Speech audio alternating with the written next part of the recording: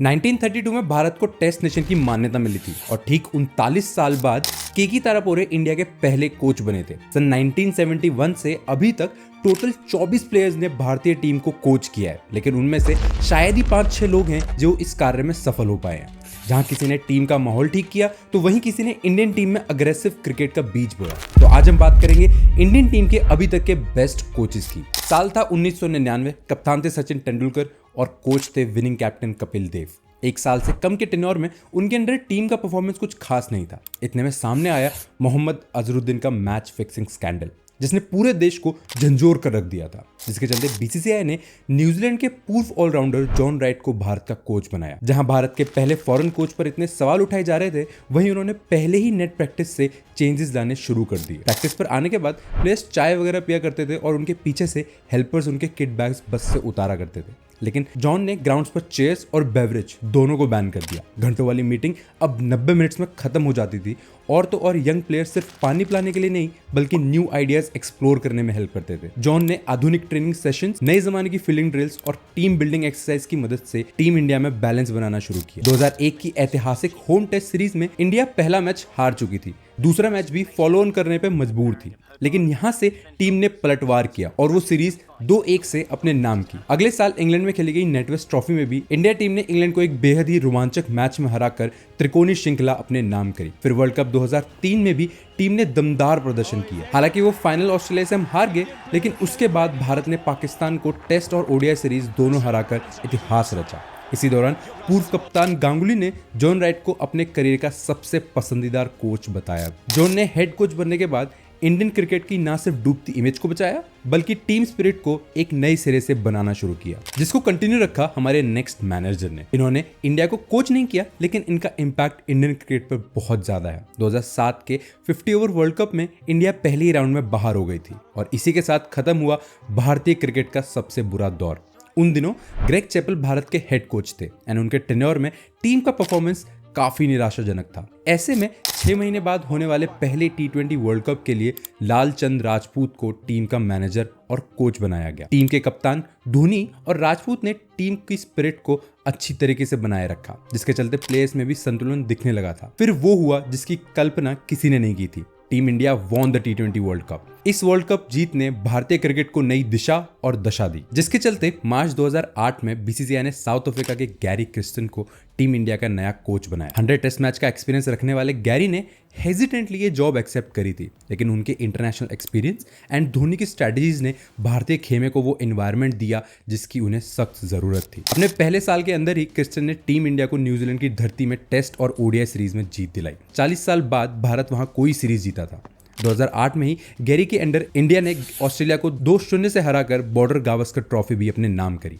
Gary सभी players के साथ क्रिकेट स्ट्रेटजीज डिस्कस करने के लिए जाने जाते थे, जिसकी वजह से टीम की परफॉर्मेंस दिन ब दिन इंप्रूव होने लगी थी। गैरी सभी प्लेयर्स के अंदर एक कैन डू एटीट्यूड लेके आए, जिसके चलते टीम ने एशिया कप 2010 में अपने आर्च राइवल्स पाकिस्तान को फाइनल में हराया और एशिया कप के साथ साथ कई मल्टी फॉर्मेट सीरीज भी जीती। फिर आया वो दौर जो हर भारतीय क्रिकेट फैन के जहन में हमेशा के लिए काबिज हो गया।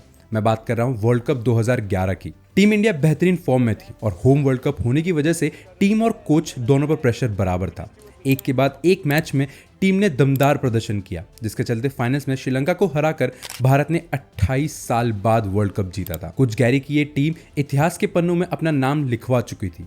कोहली और रैना के कंधों पर बैठकर वानखेड़े का लैप ऑफ ऑनर लेते गैरी क्रिस्टन की वो तस्वीर कोई नहीं भूल सकता। गैरी क्रिस्टन के भारतीय क्रिकेट को अलविदा कहने के बाद उनकी पोजीशन को फिल करना एक मॉन्यूमेंटल टास्क था। गैरी की रिकमेंडेशन के चलते बीसीसीआई ने डंकन फ्लेचर को इंडिया का कोच बनाया। उनकी एरा थोड़ी सी कंफ्यूजिंग सी है, हालांकि उन्होंने 4 साल इंडिया को कोच किया, लेकिन शायद ही किसी को वो याद है। उनकी लीडरशिप में हमने इंग्लैंड में अनबीटन रह के 2013 चैंपियंस ट्रॉफी जीती थी। हाँ, टेस्ट में इंडिया को काफी शर्मनाक हार मिली, लेकिन हमने कई सीरीज भी जीती थी। हमने 2011 में इंग्लैंड के अगेंस्ट खेली गई ओडीआई सीरीज को 5-0 से जीता और वहीं एक साल बाद ऑस्ट्रेलिया को भी 4-0 से टेस्ट में हराया। 2014 T20 वर्ल्ड कप भी इंडिया के हाथ में ही था, अंटिल कुछ बैटिंग हिकअप्स की वजह से वो फाइनल हम श्रीलंका से हार गए। हमारे नेक्स्ट कोच की बिगिनिंग भी कुछ ऐसे ही रॉकी थी, लेकिन उनकी लीडरशिप के अंडर इंडिया ने टेस्ट फॉर्मेट पर राज किया है। मैं बात कर रहा हूं रवि शास्त्री की। शास्त्री के टेन्योर में खेले गए 46 टेस्ट में से इंडिया ने 28 टेस्ट जीते हैं। That gives us a win percentage of 61%,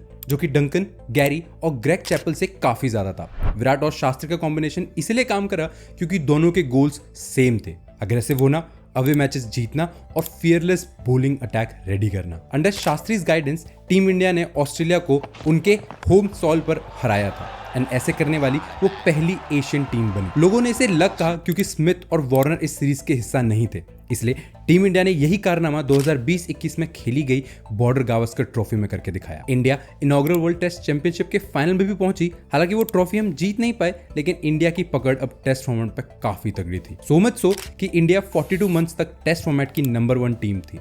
हालांकि टीम इंडिया शास्त्री के टेन्योर में एक भी आईसीसी ट्रॉफी अपने नाम नहीं कर सकी, लेकिन इंडिया ने वेस्ट इंडीज और साउथ अफ्रीका को उनके देश में जाकर शान से हराया था। रवि शास्त्री ने एज अ हेड कोच अपने प्लेयर्स को कंडीशन से ज्यादा अपने स्किल सेट पर भरोसा करना सिखाया, जिससे आजाद हुआ फियरलेस ब्रांड ऑफ क्रिकेट का। जहां शास्त्री जी के टेन्योर में इंडिया अवे मैचेस में बढ़िया परफॉर्म कर रही थी, वहीं हमारे नेक्स्ट कोच ने होम मैचेस और आईसीसी ट्रॉफी की प्रॉब्लम को बखूबी ठीक किया। लेकिन उनकी बात करने से पहले एक ऑनरेबल मेंशन मैं अजीत वाडेकर जी को देना चाहूंगा। एज अ प्लेयर वाडेकर साहब ने इंडियन टीम को कई नामी प्लेयर्स से इंट्रोड्यूस करवाया है, जैसे कि सुनील गावस्कर, गुंडप्पा विश्वनाथ और फारूक इंजीनियर। वाडेकर जी की लीडरशिप में India West Indies and England के अगेंस्ट अपनी पहली सीरीज जीती थी। Under his guidance and Mohammad Azharuddin captaincy India ने 90 के दशक में काफी मेमोरेबल टेस्ट मैचेस जीते हैं। घरेलू मैदानों पर 3-0 के साथ हमने इंग्लैंड पर जीत दर्ज करी थी और 1992 से 1994 में लगातार 14 टेस्ट मैचेस तक हम अनबीटन भी रहे थे। टेस्ट ही नहीं बल्कि ओडीआई में भी टीम इंडिया काफी बेहतरीन खेली, जिसके चलते हमने 1993 five nation Hero Cup, Singer world series, Wills world series और तो और टाइटन कप भी जीता था। बट कमिंग बैक, शास्त्री के टेन्योर में एक चीज जो इंडिया को नहीं मिली थी वो थी आईसीसी ट्रॉफी, और वो पूरी करी हमारे नेक्स्ट कोच ने। आफ्टर शास्त्री, बीसीसीआई ने पूर्व भारतीय कप्तान और दिग्गज खिलाड़ी राहुल द्रविड़ को नवंबर 2021 में भारतीय टीम का हेड कोच बनाया। भारतीय अंडर 19 टीम के साथ बतौर कोच एक बेहतरीन रिकॉर्ड रखने वाले द्रविड़ से सबको बहुत उम्मीदें थी, जिसपे वो खरे उतरे भी। उन्होंने इंडिया को हर फॉर्मेट में सक्सेस दिलाई है, चाहे वो T20 हो या ओडीआई, होम हो या अवे। उनका पहला असाइनमेंट था T20 फॉर्मेट। यूएई में 2021 T20 वर्ल्ड कप हारने के बाद इंडियन खेमे ने एक अग्रेसिव बैटिंग टेम्पलेट का इजाद किया। आइडिया सिंपल था, फील्ड रिस्ट्रिक्शन का फायदा उठाओ बाय टेकिंग कैलकुलेटेड रिस्क, और विकेट कंजर्व करने की जगह रन मैक्सिमाइज करने पर फोकस करो। Under Dravid's tenure power plays में इंडिया का रन रेट 2021 के 7.5 से बढ़कर 8.5 तक हो गया है।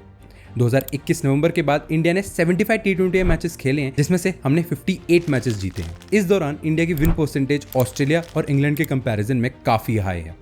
In terms of win percentage और win to loss ratio India ने डोमिनेट करा है इन T20 फॉर्मेट। ओडीआई में भी सिमिलर अप्रोच अपनाई गई। अगर आप 2023 वर्ल्ड कप पर नजर डालो तो मोस्टली रन कोहली ने बनाए हैं, लेकिन रोहित की एक्सप्लोडिंग पारियों ने इंडिया को वो मोमेंटम दिया था। इंडिया ने 3 बार 350 से ज्यादा टोटल्स बनाए थे, 4 बार 6+ विकेट्स और 3 बार 160 की मार्जिन से जीत दर्ज करी है। हालांकि हम फाइनल्स में ऑस्ट्रेलिया से हार गए, लेकिन उसका बदला भी हमने 2024 T20 वर्ल्ड कप में चुन कर लिया। टेस्ट फॉर्मेट में भी अंडर द्रविड्स टेन्योर हम सेकंड बेस्ट टीम है after Australia. Red ball cricket में अभी तक 24 मैचेस हुए हैं, जिसमें से हमने 14 मैचेस जीते हैं और 7 हारे हैं। मोर इंपॉर्टेंटली, हमने इस दौरान 6 बड़ी होम सीरीज जीती हैं अगेंस्ट ऑस्ट्रेलिया एंड इंग्लैंड, जो हम शास्त्री जी के टेन्योर में नहीं कर पाए थे। द्रविड़ के टेन्योर के दौरान कुछ डिसअपॉइंटमेंट्स भी आई हैं, लेकिन इन माय ओपिनियन ये इंडियन क्रिकेट का सबसे सक्सेसफुल पीरियड है। लिमिटेड ओवर्स में डोमिनेशन की वजह से आज हम ओडीआई एंड T20 फॉर्मेट में रैंक 1 पर हैं। टेस्ट में भी नंबर 2 पर हम ऑस्ट्रेलिया से कुछ ज्यादा दूर नहीं। इस दौरान आईसीसी के 4 टूर्नामेंट्स हुए हैं, जिसमें हम 1 बार सेमीफाइनल, 2 बार फाइनल्स और 1 बार चैंपियंस बने हैं। T20 वर्ल्ड कप जीतकर ना कि 11 साल का ड्रॉट खत्म हुआ है, बल्कि द्रविड़ के टेन्योर को एक परफेक्ट एंडिंग मिली है। इससे प्राउड मोमेंट और क्या हो सकता है। T20 वर्ल्ड कप अब खत्म हो चुका है और इंडिया अपना न्यू कोच चूज करने वाली है। क्या इंडिया का नेक्स्ट कोच इन महान प्लेयर्स की लेगेसी को कंटिन्यू कर पाएगा, या फिर हाइप के चलते बीसीसीआई फिर एक बार गलती कर बैठेगी? ये हम आराम से देखेंगे। लेकिन let us know in the comments कि आपके हिसाब से इंडिया का बेस्ट कोच अभी तक कौन रहा है।